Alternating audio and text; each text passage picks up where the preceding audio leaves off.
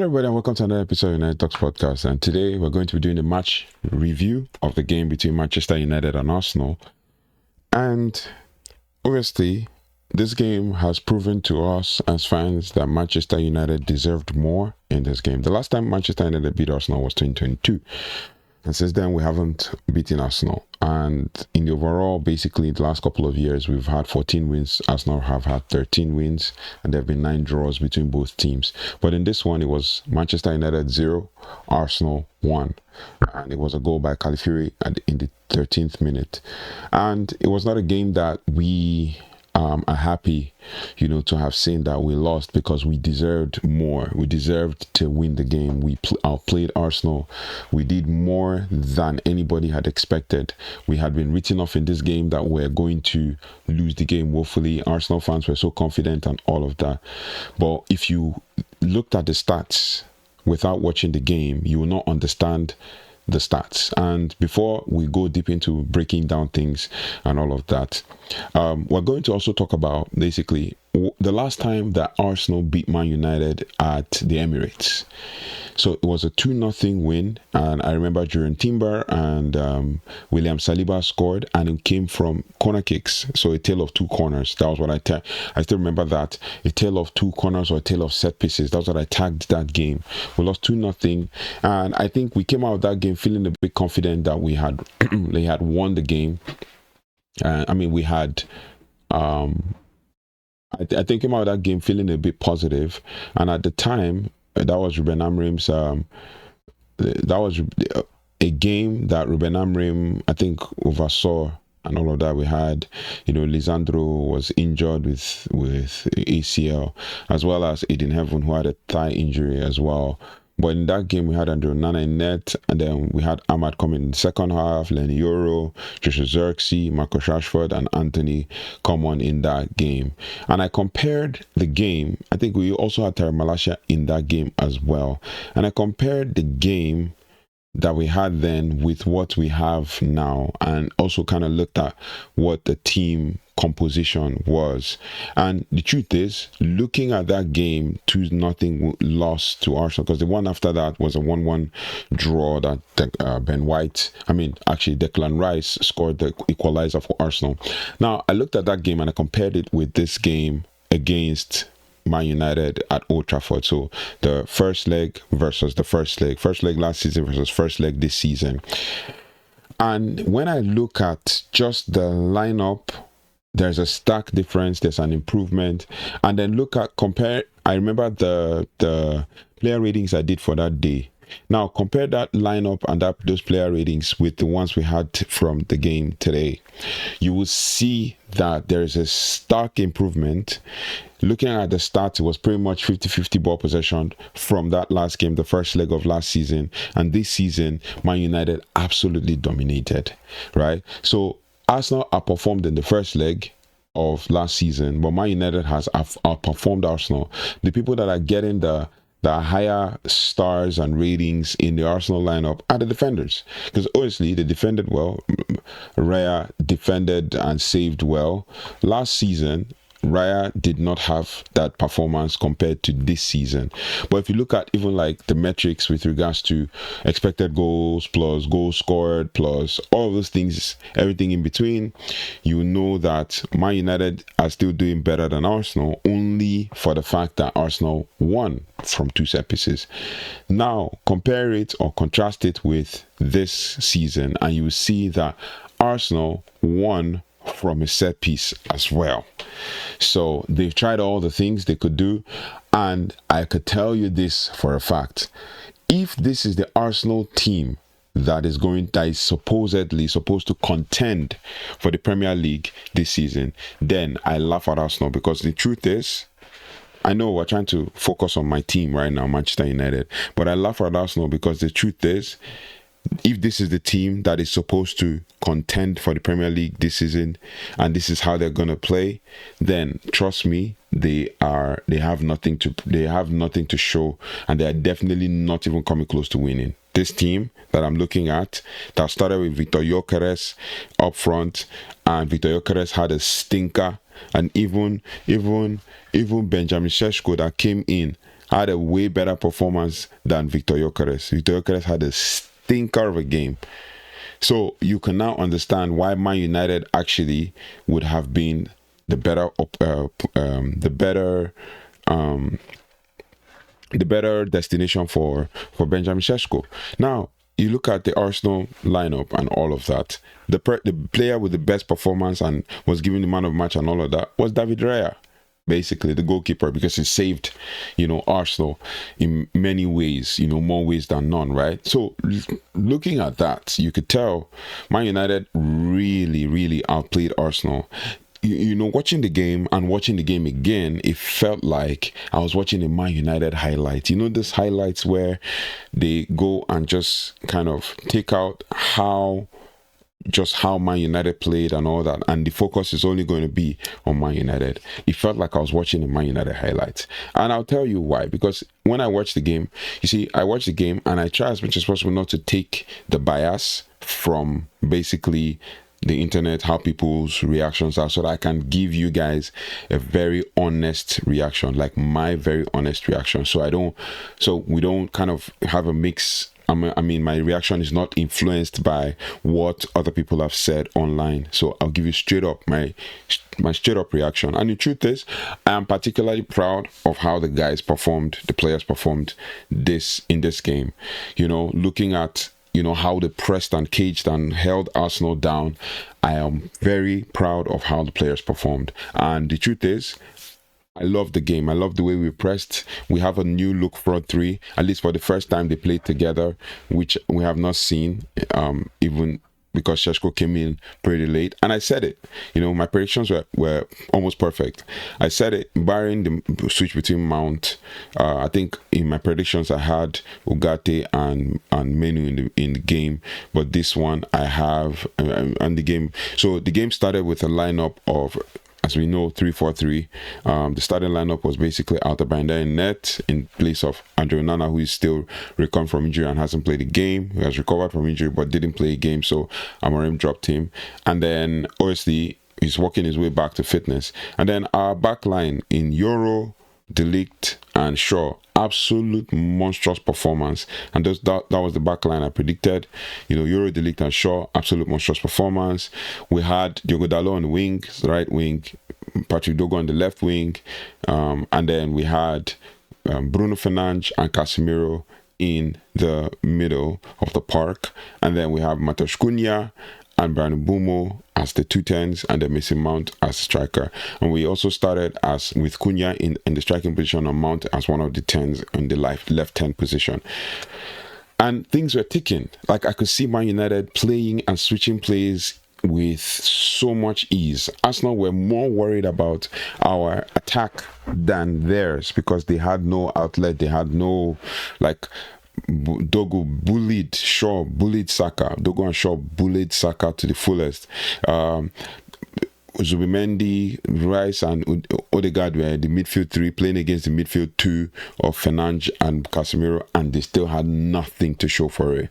Basically, they had nothing to show for it. Cunha showed them what he was made of. Had a couple of chances, had a couple of runs that could have led to a goal. Bryan Mbeumo, same thing. We're going to talk about the individual players, basically, with the individual player performances. But what I could watch, we had the same energy, same tempo, same everything from the beginning of the first half to the end of the second half, and it was absolutely amazing to watch. So overall in the table, as the team that has lost, we finished the first day one with -1 goal difference. We've lost one game, obviously, and our next game is against Fulham, and we're starting the season 15th on the table. So we look forward to how we will rise all through the season. Now, to go with stats, basically. Now, to the reason why I said we outplayed them, if you watch the game, you will see, truth is, don't watch highlights, because if you watch highlights, you get deceived. There are so many like so many calls that were made in that game that you could tell that obviously they were very dodgy. They were very dodgy calls. But we're gonna not focus on that because Amorim was asked and he furiously responded to the press, especially Simon Stone of the BBC, when he asked the question about asking Amorim to talk him through the goal. I think he wanted to get something out of Amorim, but Amorim did not give him that opportunity to do that. So I think the post-match review of the game, post-match press conference, was a pretty short one, and obviously it kind of ended really quickly because obviously when you don't have questions to ask, you tend to ask questions that don't make sense, but it is what it is. It even led to an almost situation where they almost try to start arguing with Ruben Amorim. We're gonna break it down. Like, we're gonna give you clips of the press conference so you can actually understand where Ruben Amorim is coming from. But speaking of stats, Man United ended the game 61% ball possession overall. If we're looking at the first half stats, we had 56 to 44 ball possession. I'll play them the first half as well. Had good metrics and all of that. Expected goals in the first half based on Arsenal scoring their one goal in 13th minute through dodgy goal that was a foul on the goalkeeper. You could see shots, and the internet will never fail when it comes to catching things. The internet is a huge VAR in that situation. You could see literally Saliba holding Altay Bayindir's hand and also fouling Mount, and then nudging Altay Bayindir in the process so that he doesn't touch the ball. Same thing Lucas Bergwijn did last season against Tottenham, where the Son also scored a goal from the corner kick, and then Bergwijn held Bayindir's hand back, pulled it down. Same thing with Saliba pulling him down. You can see it's all over the internet. These are things you can't hide. These are things you can't take away from Man United. But it is what it is. We have to keep moving. We have to and Ruben Amorim said this. He said obviously that if they have to do it and it is allowed, then we have to do it ourselves. So he said pretty much same thing last season. But in the first half, finished game with an expected goal of 0.62 to Arsenal's 1.03. So they did better because it's converted their own goal. And then we had 10 shots.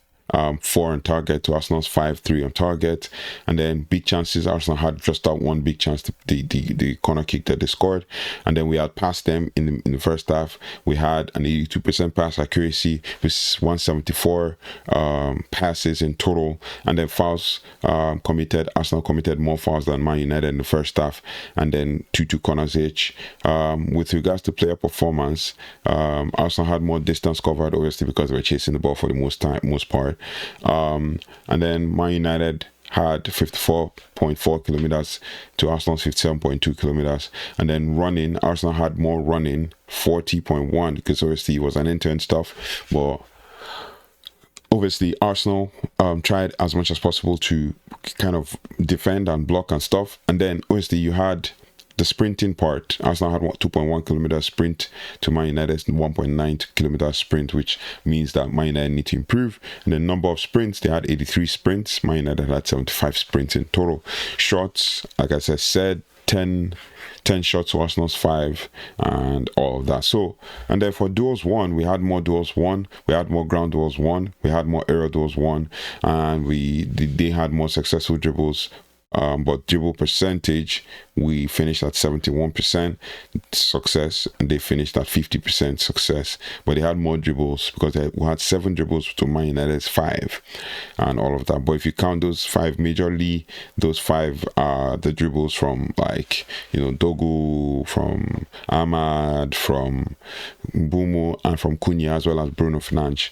And that. So it was a wonderful performance to behold, basically, from the entire team, and I was proud, as Amorim was proud of the boys.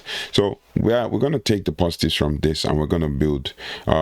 In the next couple of hours, I'm going to release the takeaways from the game. I'm going to do 5 takeaways this season, and we're going to keep building from there. So basically, we're going to go straight to player ratings, because we don't talk about, like, there's so many controversial calls that could have gone our way, penalty that could have gone our way, the goal that could have not stood, and all of those things, just dodgy things. But the truth is, first game of the season, I have nothing to worry about. I have nothing to even give a care about, because the truth is, there's 36 more games to go for the team. right? So there's nothing to worry. Just gotta keep going, right? Gotta keep going. So with regards to player performances, Altay Bayindir played the whole 90 minutes, and you can tell that this guy has improved, even though he's not improved. He's not, how would I say this? Like, he's not a Man United #1 goalkeeper, but he's improved. Altay Bayindir made an error, according to, I read an error. He made an error that led to the goal. But that's the narrative that's been pushed, because the truth is, you could tell he was fouled. It was not his error. He tried to punch, but he was fouled. And if he punches up somebody, it becomes something of the ilk of Andrew Nana, having that kind of issue and all that. But it is what it is. We have to move. We don't have to dwell on these things. Minutes played 90, saves 2, goals considered 1, and all of that. He didn't face many shots, man. He didn't face many shots. High claim 1, saves inside the box 1, throws 2, recoveries 10. Then he had touches 56. The ground was 2 of 2, and top speed was 23.4 kilometers. Distance covered was 5.5 kilometers. I don't know why they're working on the distance covered, because in truth, we need to know what he actually did, right? But it is what it is. Then obviously I'll give Altay Bayindir a 6.5 performance over 10. But he had a very good performance. He was hardly even pressured or shot at as much. Then in the back line, we have Lenioro on the right side. He completed the most passes, 58 in the match. Played 90 minutes, and then he had 83 touches. And then 5 passes to the final third, 4 of 7 passes, accurate long balls, and then dispossessed twice. But I saw a stat from Statman Dave where he said that Lenioro had the best. So Lenioro's stats versus Arsenal was 100% aerial duels won, 91% pass accuracy, 61 passes completed, 12 defensive actions, 6 clearances, 5 of 5 aerial duels won, 4 interceptions, 2 of 3 tackles won. He was an absolute beast, and you see he has added some body mass and all of that, right? So it is, for me, Lenioro was an absolute beast in that one. Bullied players, and all of that. Yeah, I think he got nudged a couple of times by Gyökeres. So I give Lenioro a 7.0 performance. Matthijs de Ligt, Matthijs de Ligt is another player who has actually even done amazingly well, 26-year-old Dutch international. Basically, he created chances as well, created 1 chance in the game, and he also had 1 of 3 shots on target. He had 3 shots, so 1 of 3 on target, 1 block shot, touches 74 in total. Accurate crosses was 1 of 1, which is 100%, and the accurate long balls was 4 of 7, which is 57%, amongst other things. So I give Matthijs de Ligt 7.0, and then actually Lenioro gets a 7.5, Matthijs de Ligt gets a 7.0. Luke Shaw, I'll give him a 7.0. Outstanding performance. 80 minutes, played 80 minutes in the game, and then was involved. He had 63 touches, and passes into the final third was 6, and all of that. And then the next one we have on our list is Diogo Dalot. They didn't really have a good game. Was poor. He made our right side a bit bland, and all of that. He played only 55 minutes, and then he still has a lot to show, to prove himself. 25 touches in total, touches the opposition box 1, passes in final third 1, offsides 1, amongst other things. And his metrics were defensive contributions 4, so he pretty much didn't give so much into the game. So I give him a 6.5 performance over 10. Then we have Patrick Dorgu. Patrick Dorgu doing Patrick Dorgu things. Patrick Dorgu gets, the most for everything. Patrick Dorgu had the most tackles, 3 in the match. Patrick Dorgu was the most foul player in the match, four times. Patrick Dorgu hit the woodwork once in a total of 2 shots, and he won the most duels, 11 in the match. So played the whole 90 minutes, had 2 shots, one that hit the post and all of that. Amazing performance. He gets a 7.5 from me with regards to player ratings. Bruno Fernandes, always trying to create chances as much as possible.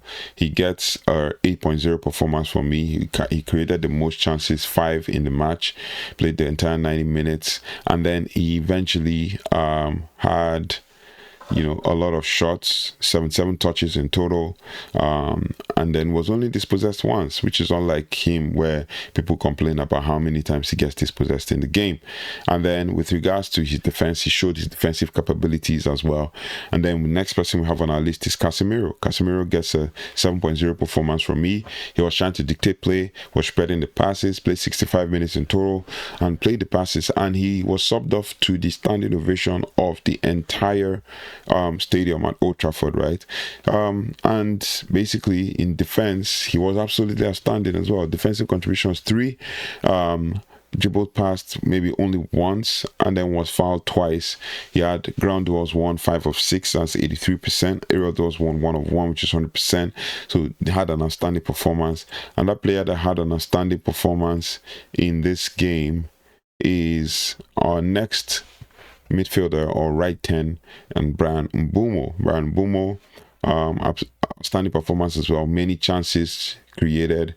He had a total of, he created 1 chance, 24 of 30 accurate passes, that is 80%. And then he basically in attack 2 of 5 shots, 40%. He had 2 block shots, 54 touches in total, 6 touches in the position box, and all of that. And then he gets a 7.0 performance. Same thing with Matheus Cunha, 7.0 performance, trying to make things tick, 5 touches in the position box, 4 of 6 accurate successful dribbles. Like I said, 4 of 6 successful dribbles, 3 or 4 shots on target, 75%. Could have had more, could have done more, but it's his first game in the Premier League for Manchester United, and he will come good. And then the next one is Mason Mount. Still keeps doing the best things, best he can, making the best decisions, trying his best. 65 minutes played. He basically had 20 of 26 accurate passes at 77%. And then created 2 chances as well, amongst other things. And Mason Mount gets a 7.0 from me. And that is it for the first team, and the starting lineup rather. And then Ahmad came in, 7.5 performance. Made things happen. Dribble pass Noni Madueke twice, was a terror on their defense. Manuel Ugarte, well, albeit not one of the best performances we watched, it seems like he's losing faith in himself. He made a bad pass and all of that. Gets a 6.0 performance. Made a bad pass to Kai Havertz, thinking it was a Man United player, maybe expecting, because he saw Harry Maguire with the side of his eyes, so you could tell. And then Benjamin Sesko, 6.5, first game of the season, making some runs, created 2 chances in overall and all of that. And then Harry Maguire came in at the 80th minute. He got a 6.0 performance. Was okay, made a couple tackles, made a couple headers, was brought in to come and be a terror to Arsenal's defense when we are needing a goal. But to pivot back to Benjamin Sesko, 22-year-old Slovenia international, he had a total of 2 shots, and those are the 2 chances he created. One was a header and the other one was, 2 of them were headers. Created 2 chances as always, and in attack he had a total of 7 touches, accurate long balls. He had 100%, which is 1 of 1, so didn't show so much, and I believe Man United could have crossed more. But it is what it is. We have to just keep moving. We have to keep moving. In truth, there's nothing to worry about because there's 36 whole games to go. Man United can deliver. But if this is the Arsenal team, the Arsenal that played Man United, this is the team that is supposedly contending for the Premier League, and then I'm sorry, they're never gonna win any trophies this season.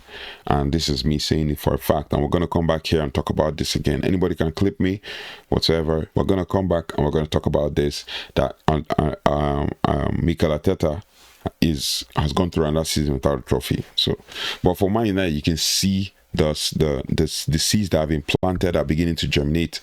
They're beginning to germinate. So we have to just keep our feet on the ground and keep it positive, and believe that when we turn up against Fulham, we're going to do amazing things. So yeah, let me know your thoughts and feelings about what could have done, what could have happened in this game. How could Manchester United have performed in this game to make things happen, to make things, take, and for us to take our chances and score? Or could those referee decisions have been what has been to the detriment of Manchester United? Ruben Amorim didn't want to say anything, and then the press were also trying to hound him, but he wasn't having it because he was pushing back and all of that. So yeah, let me know your thoughts and feelings in the comment section. Thank you so much for liking, sharing, and subscribing. We're already growing. We're hitting another milestone again. If you haven't already, please do like, share, subscribe, and hit the notification bell so you don't have to miss anything as relates to Manchester United. Thank you so much. I'll see you on the next one. Take care. Goodbye and God bless.